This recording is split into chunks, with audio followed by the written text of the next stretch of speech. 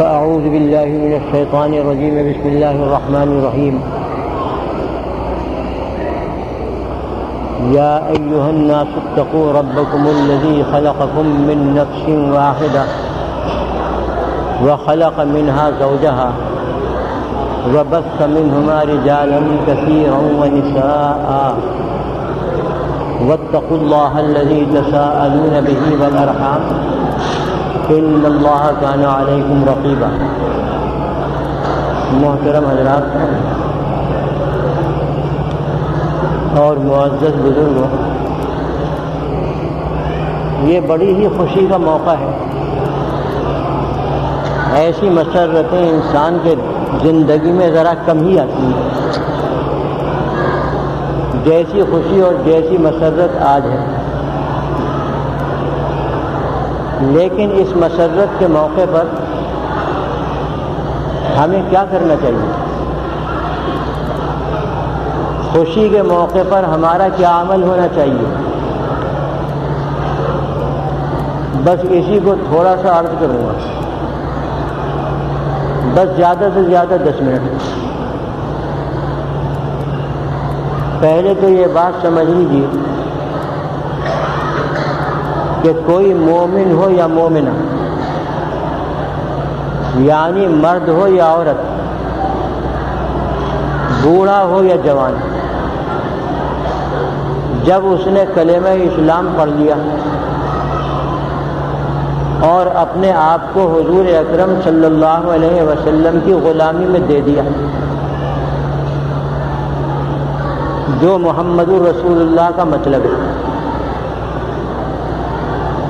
تو اسے یہ سمجھ لینا چاہیے کہ اس کی پوری زندگی اور زندگی کا کوئی گوشہ یا کوئی شعبہ آزاد نہیں رہا، بلکہ وہ پابند ہو گیا. اس نے اپنی زندگی کو پابند بنا دیا. کس چیز کا پابند بنایا؟ آخر میں تھوڑا سا عرض کر دوں گا. اگر خوشی حاصل ہوتی ہے تو وہ بھی آزاد نہیں، بلکہ وہ خوشی بھی پابند ہے. خدا نہ کرے غم پیش آتا ہے تو وہ بھی آزاد نہیں. مومن کا غم بھی پابند ہے. زندگی میں کوئی بھی حالت پیش آ جائے، ایمان والا اس میں آزاد نہیں ہوتا کہ اپنی رائے پر عمل کرے. جو اس کے دل میں آ جائے اس پر چل پڑے، بلکہ وہ ہر شعبہ زندگی میں اور ہر حالت میں، اچھی حالت پیش آئے تو، بری حالت پیش آئے خدا نہ کرے تو، خود اپنے رائے پر نہیں چل سکتا. اس لیے کہ جب اس نے اپنے آپ کو آپ صلی اللہ علیہ وسلم کی غلامی میں دے دیا تو خود فیصلہ کر لیجئے کہ اس کو کیا کرنا چاہیے. اسلام نے خوشی کے آداب بھی مقرر فرمائے ہیں اور غم کے آداب بھی مقرر فرمائے ہیں، اور تمام ایمان والوں کو ان کا پابند بنایا ہے کہ خوشی کی حالت میں آپے سے باہر نہ ہو جاؤ،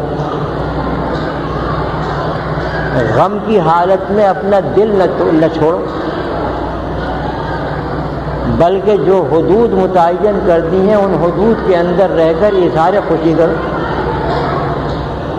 اور غم کے اظہار کے لیے جو حد مقرر کر دی ہے اس کے پابند رہ کر اظہار غم کرو. غم اور خوشی تو اس دنیا میں پیش آتے ہیں اور آئیں گے. غم زیادہ پیش آتے ہیں، خوشی کم، جس کی تائید اس سے ہوتی ہے کہ سال بھر میں صرف 2 عیدیں آتی ہیں. معلوم ہوا کہ خوشی کم ہے اور غم زیادہ ہے. تفسیر کی روایت میں آیا ہے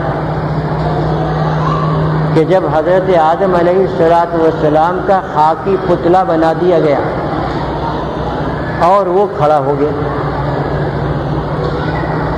تو اس پر اللہ تعالیٰ نے 99 دن تک غموں کی بارش برسائی اور 1 دن خوشی کی،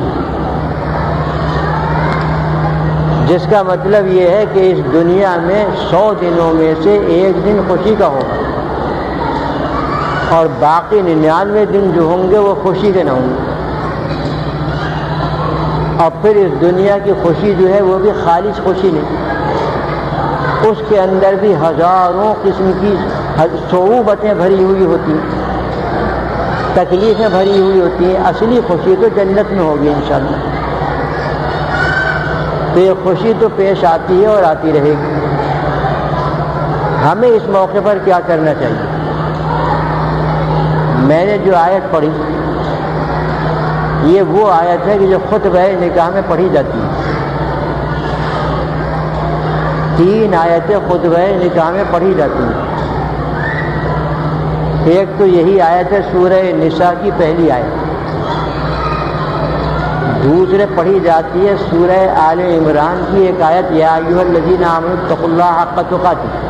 اور تیسری پڑھی جاتی ہے سورہ احزاب کے آخری رکوع کی آیت.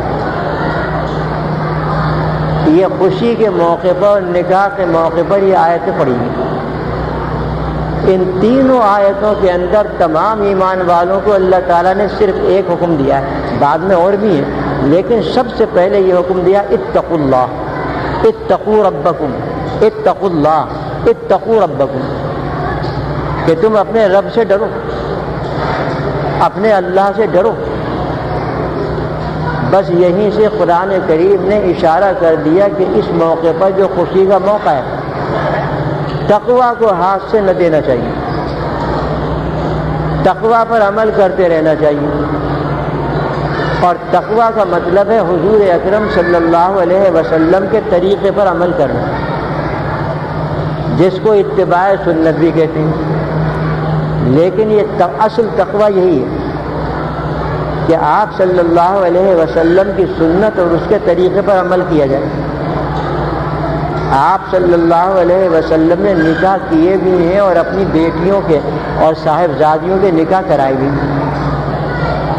وہ سنت اور وہ طریقہ موجود ہے نکاح کی خوشی کا.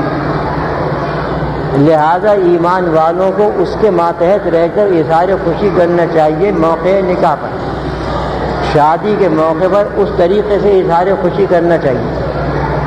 کیونکہ وقت بہت مختصر سا ہے، ورنہ میں تفصیل سے اس کو بیان کرتا تو 1 گھنٹہ لگتا کہ آپ نے کیا طریقہ اختیار فرمایا ہے نکاحوں میں. آپ نے 11 نکاح کیے، 1 2 نہیں، اپنے نکاح 11 فرمائے ہیں آپ. ان میں سے سب سے پہلا نکاح تو آپ کے چچا ابو طالب نے پڑھ دیا تھا، اور بعد کے تمام نکاح آپ نے خود کی، یعنی 10 نکاح آپ نے خود فرمائے. اور اپنی 4 بیٹیوں کے نکاح کی. گویا آپ نے 11 اور 4 15 نکاح اپنی حیات میں اپنے سامنے کیے اور کرائے. اور یہ امت کے لیے ایک نمونہ چھوڑا کہ نکاح اس طریقے سے ہونا چاہیے. اس میں کی چند باتیں تو آج تک موجود ہیں. مثلاً خطبہ نکاح پڑھا جاتا ہے. یہ وہی خطبہ ہے جو ابو داؤد شریف وغیرہ میں آیا ہے آپ صلی اللہ علیہ وسلم کا، کہ آپ نے اس طریقے سے خطبہ پڑھا اور یہ 3 آیتیں پڑھی. ایک صاحب نے مجھ سے پوچھا کہ خطبہ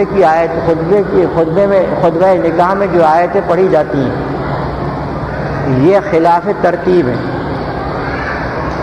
سورہ نساء آل عمران پہلے ہے لیکن اس کی آیت پڑھی جائے گی بعد میں. سورہ نساء کی پڑھی جائے گی پہلے. اس کا برعکس کیوں نہ کیا جائے؟ میں نے کہا کہ آپ صلی اللہ علیہ وسلم سے جس طرح ثابت ہے ویسا ہی کرنا پڑے گا. آپ سے اسی طرح ثابت ہے. اس موقع پر ترتیب کا لحاظ نہیں.